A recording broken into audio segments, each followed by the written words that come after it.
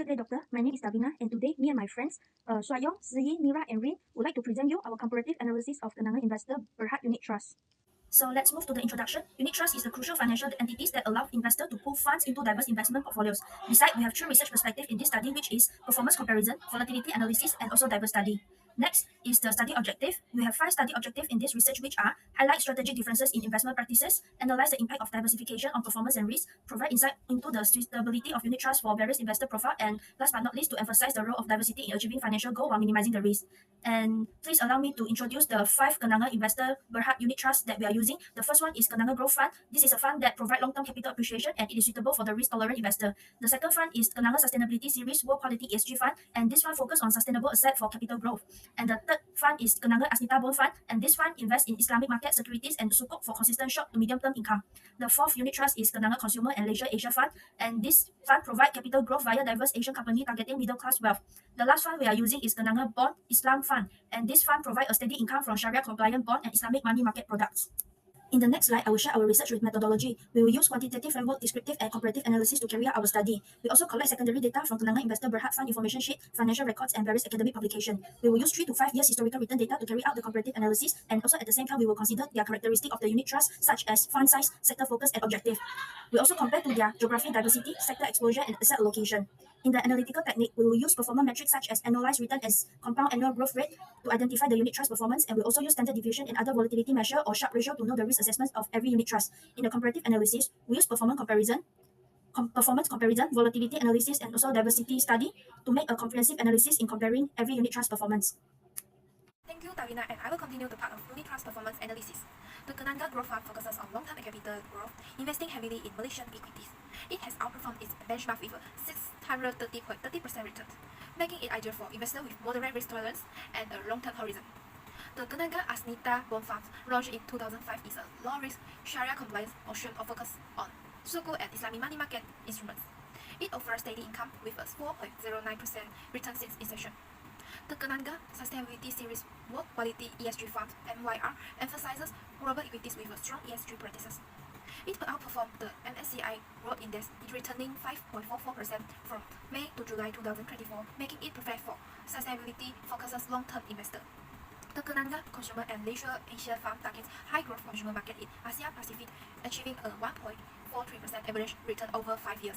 It's ideal for medium to long-term investors seeking exposure to Asia dynamic consumer sector. The Kenanga Bond Islam Fund invests mainly in sukuk, delivering a low-risk steady return of 1.99% over 5 years. It's a great option for conservative Sharia-compliant investor. That's all for my part, and I will pass to next person. I would like to present about the comparisons of performance among the Kenanga unit trust. The Kenanga Growth Fund have the best performance that deliver impressive annual returns, about 613 and 13%. It also driven by strong stock selection. Next, the Kenanga Consumer and Leisure Asia Fund is the second performance unit trust that have bring 46.04%. It also excellent in the Asian consumer and leisure sector. Followed by the Kenanga Sustainability Series World Quality ESG Fund have a medium performance. It outperformed its benchmark, which have returned about 5.44% with a global diversification across information technology, healthcare, and finance. For fixed income, the Kenanga Asnita Bond Fund have about 4.09%, which consists of the sukuk and Islamic liquid asset. Lastly, the Kenanga Bonds Islam Fund have the lowest performance among the unit trusts, which give a low risk option that focus on sukuk and achieve a conservative of 1.99 return. Together, this fund have highlighted the Kenanga strategic strengths across risk profiles and sector. Next, I'd like to perform about the comparisons of the volatility among the unit trusts. The Kenanga Growth Fund have the highest volatility that reflects its focus on the long-term capital growth and impressive returns. Next, the Kenanga Sustainability Series World Quality ESG Fund in Malaysia ranks second in the volatility. It have leveraging the global diversifications to navigate the market fluctuation. Followed by the Kenanga Consumer and Leisure Asia Fund have offered a medium volatility that oscillate in the Asian consumer and leisure sector with a 46.04% return. For low risk, the Kenanga Asnita Bond Fund is the second least volatile that holding 70% sukuk and Islamic liquid asset. It also have a balancing growth with stability. Finally, the Kenanga Bond Islam Fund is the least volatile fund among the unit trusts with a 50% to 98% sukuk allocation and is ideal for risk-averse investors that seeking a steady return. This one cater to a range of investor preference and risk appetite. For the performance of each unit trust in the best market condition and its reason, the Kenanga Growth Fund have thrived during the extended bull market that leveraging on the equity-focused strategy for substantial long-term growth, but it still remains volatile in the downturn. Next, the Kenanga Asnita Bond Fund are benefit from the sukuk consistent income in a low interest rate environment and balancing growth with a moderate risk. Besides, the Kenanga Sustainability Series World Quality ESG Fund is globally diversified that isolate the financials, consumer discretionary, and IT sector with a focus on sectoral expansion. Furthermore, the Kenanga Consumer and Leisure Asia Fund have capitalized on Asian economic recovery that targeting the consumer and leisure industry sensitive to the macroeconomic trend. Lastly, the Kenanga Bonds Islam Fund provides a stability in slow growth environment, which is focusing on the Islamic liquid assets and sukuk. This fund is ideal for risk-averse investors that are less affected by the market fluctuation. fund also offer a tailored strategies to meet the diverse investment goal. Next, I will pass to the next person. Greetings to Dr. Ima. I'm Natashi Ramakrishnan with matrix number 164314. We'll be presenting on the Kenanga's diversification strategies. Kenanga's funds are strategically diversified based on asset allocation, geographical reach, and sector focus, providing a comprehensive range of options.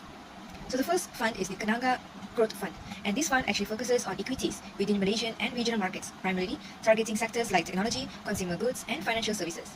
While it offers strong growth potential, it is somewhat limited in geographical diversification. Investors looking for opportunities in high growth sectors within Malaysia and neighboring regions may find this fund appealing. Next is the Kenanga Asnita Bond Fund, which is designed for conservative investors. This fund focuses on Malaysian bonds offering stable returns with low risk exposure. It is particularly suited for those seeking predictable income streams and a defensive investment strategy during market uncertainties. The next one is the Kenanga Consumer and Leisure Asia Fund.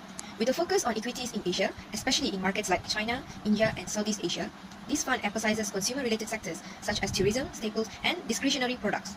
It is tailored for investors seeking growth opportunities in emerging markets with rising consumer demand.